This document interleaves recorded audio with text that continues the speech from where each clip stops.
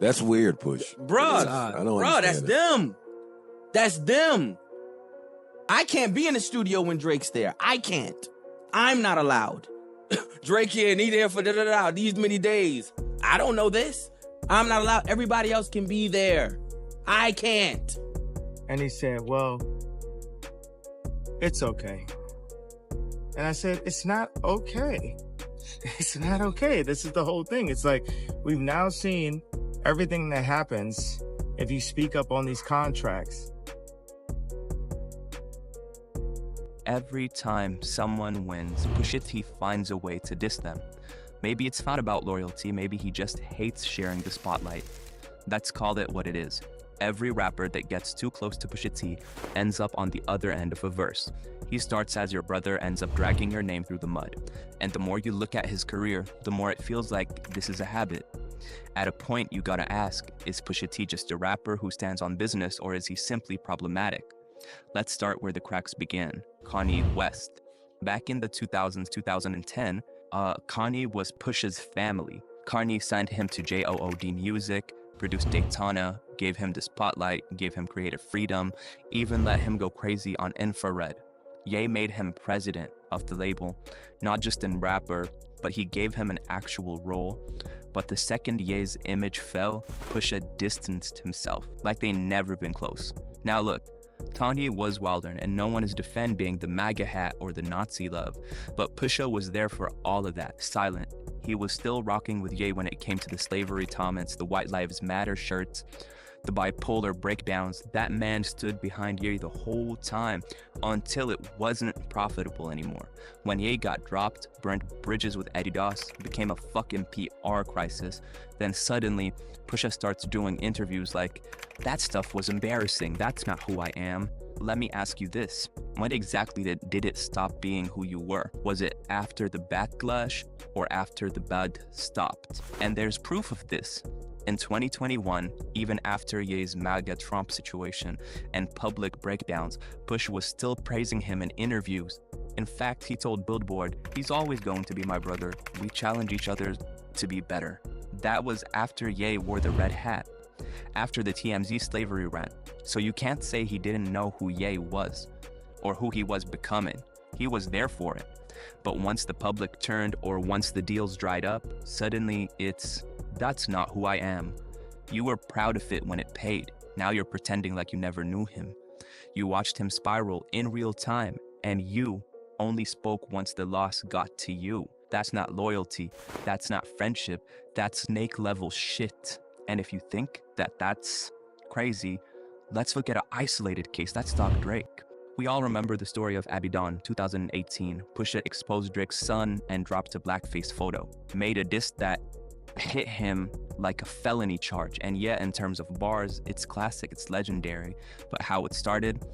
Pusha threw a soft jab on Infrared about ghostwriting. Drake clapped back with duppy freestyle, lightweight. He even complimented Pusha's fiancée in the middle of the diss. That should have been the end of it, right? But Push didn't stop. Push waited and dropped Adidon like it was a final bullet. Years go by, Drake doesn't respond again. The world moves on, but Pusha kept dragging it. In 2022, Pusha went on The Breakfast Club and said, Drake knows not to play with me anymore. Still flexing like it's round 2. On Sociopath Part 2 in 2023, he doubled down with Revealed Your Shame, but I'm the villain. And even in 2024, he was liking tweets clowning Drake and reposting memes about Adonis. That's really immature for a rapper or a beef that's done and buried. Still talking about the same beef, still writing verses about a man whose son is literally in grade school now. This shows his character on a moral level, switched up on his friend, dragging beef that's over with, and now we're in 2025. You eclipse records, drops, so be it. Everyone's hyped nostalgia and Pharrell's behind the boards, but what should have been a celebration turns into another episode of Push burns the bridge, because right there in the second verse he throws shots at Travis Scott, saying he switched up his sound for the charts and Carly's bread, but forgot who gave him the art that's them. You diss the man's style, you diss his baby mama, you call him a sellout, acting like he owes you something. Thing is, Push was supposed to be involved in Meltdown, the Travis and Drake track on Utopia. People say he helped Pharrell write or shape the original verse, but when the final version dropped, Pharrell's part was cut. So now Push, instead of handling it like an adult, slides a diss into a Clips comeback. Uses his brother's return and Pharrell's production to talk about a personal thing taking the light away from his brothers. Travis didn't say a word, he's silent. He still didn't respond, but that silence speaks volumes. Thing is, the energy with Pharrell is off too. Pharrell, this is the guy who gave Pusha everything. Grinding wouldn't exist without Skateboard P.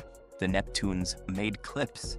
See, Push has called him a brother and a genius, and so he commended him so much, but on the track, So Be It, he says, "The ones who paved my lane now stay in their own. Can't coach kings when they're chasing a throne." But you talking about Pharrell now, like you used the man's beat, had him executive produce your track, and still made it clear you don't really rock with him like that anymore. Even worse, Pharrell didn't post the song, didn't promote it, no tweet, no cosign, nothing. That's finally falling out in plain view. And once again, Push is at the center. So now you've seen the pattern. Whether it's Ye, Drake, Travis, or even Pharrell, it's always the same play. Get close, fall out, then diss like he never knew you to begin with. There is another side though. Maybe this is how Pusha T stays real in a fake industry. Look, let's bring this to the stand. The prosecution says this: Pusha T is keeping score. He isn't holding grudges, he just talks about them and catalogs them.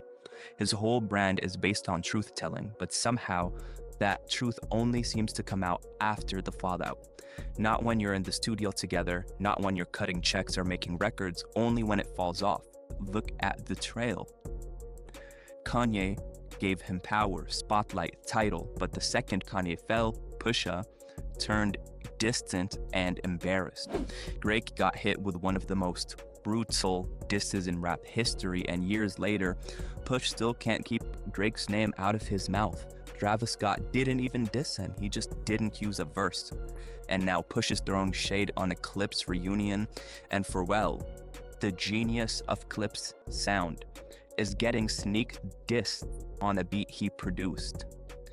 That's a man whose loyalty is only to his pen, not his peers. Now, that's to be fair. The defense has a case too. They'll tell you Push isn't messy, he's here for the art. That in a game full of snakes and people who don't stand for anything, Pusha T stands for the art. He's not in bed with corporations, he doesn't chase trends, he doesn't bite his tongue for anyone, even if it's his own people. That's why he cut off Ye, not because of the backlash, but because Ye lost it. That's why he never forgave Drake, because ghostwriting goes against his entire core as a rapper. And that's why he does Travis, because loyalty matters to him and you don't switch up when something doesn't benefit you. To Push, a verse isn't just music, it's code. He's not destined to be rude or problematic or fake, he's keeping the culture honest. So yeah, it looks cold, but maybe it's just that he's the realest one in a room full of fake. So now, it's on you. Is Pusha T real and trying to survive in a fake game, or is he the fake one burning bridges and calling it truth-telling because his lyrics are too well written to get called out? Is this how you stay real in rap, or is this how you sabotage everyone who ever helped you climb? We've laid out the case, the records, the interviews, the betrayals, the bars. Now you're the jury, grab the verdict in the comments. Is Pusha T problematic or principled? This is Rap Jury. We don't pick sides, we present the evidence, and you decide the sentence. Prince ever reached out to you? Like, I spoke to Jay Prince numerous times, man. So Not about him. okay, I'm cool. I'm cool without it. No. but you're not. You're not extending your hand to say. No, I don't want to. Listen, I want nothing, because things that I don't speak on and things that I won't speak on have happened since. Leave me be. Leave me be, because there's no too far. Right. That's how it goes.